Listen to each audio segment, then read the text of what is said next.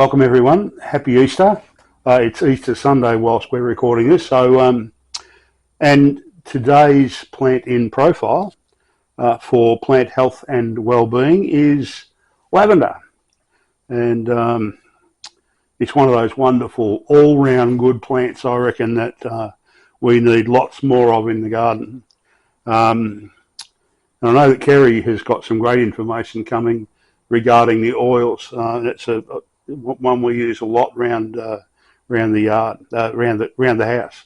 So there are four main types. There's English, French, Italian, and there are winged varieties. So when you get along to your local nursery, you won't be surprised to be a bit disillusioned by the amount of varieties. If it's a good nursery, they'll stock quite a lot of them.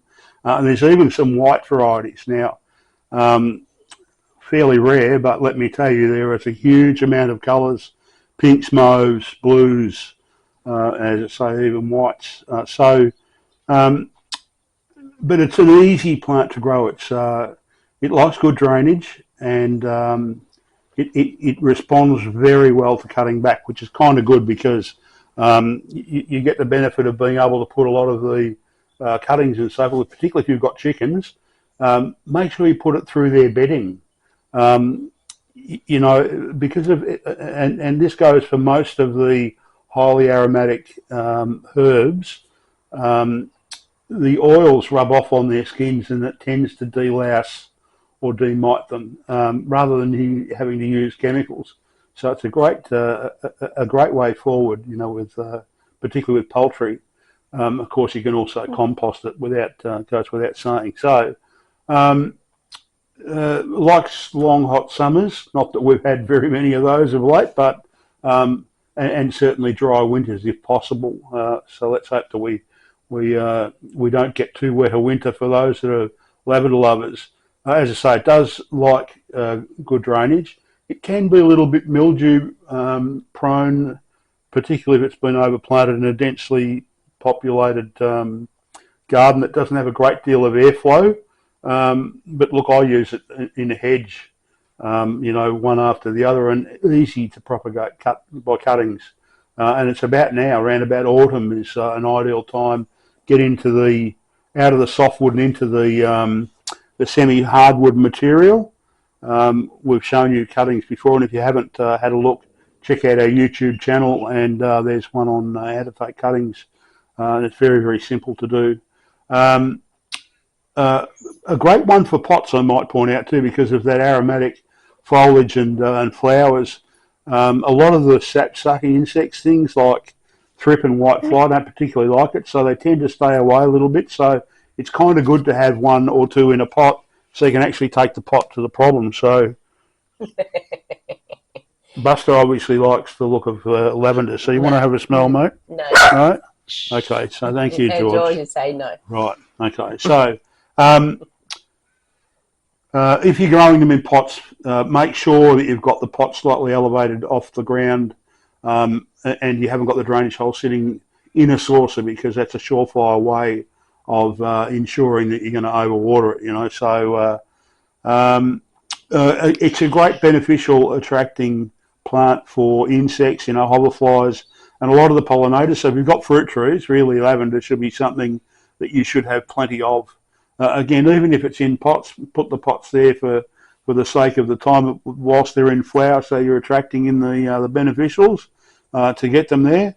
I know that praying mantis love these guys, and in fact I've got a lavender hedge out the front of my office, and just recently we had those plague of cabbage white butterflies.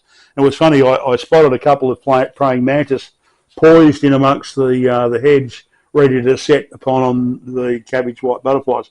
Unfortunately, I didn't get to see one get one, but nonetheless, they certainly like it. So very few pests that will annoy lavender, so you don't need to worry so much. And it's a good one in terms of colour and the ranges of colours that you can use. Even in a bit of a landscape, if you're not so much edible focused. To put it here and there in the different colours, and it's an easy one to shape. I mean, I've even seen topiaries cut out of lavender. So And of course, you can use it in a culinary sense. I know we've made over the years some lavender ice cream. You don't use a great deal of it, but it's an unusual flavour. Lavender scones. Oh, lavender scones, yeah, that's another one. I'm sure there's some people out Muffins there and so forth. And of course, the other thing too is you can use it as garnish. So it always looks very, very good. So for more info, you can obviously get that from my books, particularly Plant Profiles. I'm going to pass it over to my lovely wife, the apprentice, Kerry. Okay. First thing he reminded me was now I need to go and do some cutting. So I didn't think about that. So I'll be out cutting lavender in the next couple of days. We're up to flowering ones, so I'll do a lot of the flowering ones because I'll do. My blueberries are going okay. So I'll keep an eye on them, but I'll come back to you with the cutting. With the lavender, so what they do is they take the flowers and steam distill from the flowers. So it's how they get the essential oil. But you can use the lavender. Lavender on emotional side is oil of communication and calm. So if we're having the feelings of rejection, racing thoughts, feeling unseen, lavender is a good oil to settle things down. On the immune system, it works on the cardio, the emotional, the endocrine, the immune system, and nervous system. It's actually an antihistamine. So for us gardeners, if the bees, which I don't know, the bees seem to be following me around at the moment. I don't. You're not wearing lavender, are you? Well, I put lemon in my water yesterday, and they came from everywhere. So they're good for anxiety, headaches is the best one. Good for children. Lavender is actually known as a universal oil. So we're always taught at school if you could only ever have one oil or two oils on the planet, lavender would be one and tea tree would be the other. So, but if you don't have the oil but you've got pets, which should go to sleep because I've just wiped lavender all over them, go us. What you could do is just get your lavender, rub your handle on it, and then just pat them. Okay, now good old Buster here has gone sound asleep, but it's better for it because lavender is good for worms and it's also good for fleas. So rubbing it in their coat is calming them down. George is on the other side of me sound asleep. We bark every now and then, but it's good to help with fleas. So the whole family, look, he's sound asleep. Need that all day. Craig was laughing at him because he was running around jumping on everything before we started filming, but now he's gone to sleep. He's quite happy. But yes, you can use it. Lavender's safe to use on pets. Make sure you use a good grade lavender. Don't go to $2 shop because there's synthetic stuff which can affect our pets. So try and be, as always. I mean, you only ever get what you pay for. So if you're buying cheap, generally, they've cut some corners and obviously added stuff in there to bulk it out. So, use the purest grade oils you possibly can. Kerry uses doTERRA, so you can get that from your website. From our website, kerrycastree.com.au. Yeah. It is .au, isn't it? Yeah. kerrycastree.com.au. But I also would like to share, starting tomorrow, now that we're officially up to August, if we ask the boss here. Autumn, sorry.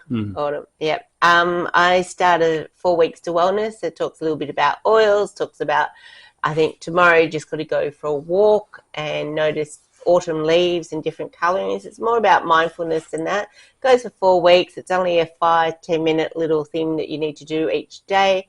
The challenge comes out every morning. If you'd like to join me, just message me or go to Kerry Castree Wellness on Facebook, or go to power with the number 2 choose.com.au, and that blog comes out every morning where you can read it as well and the chore that's there.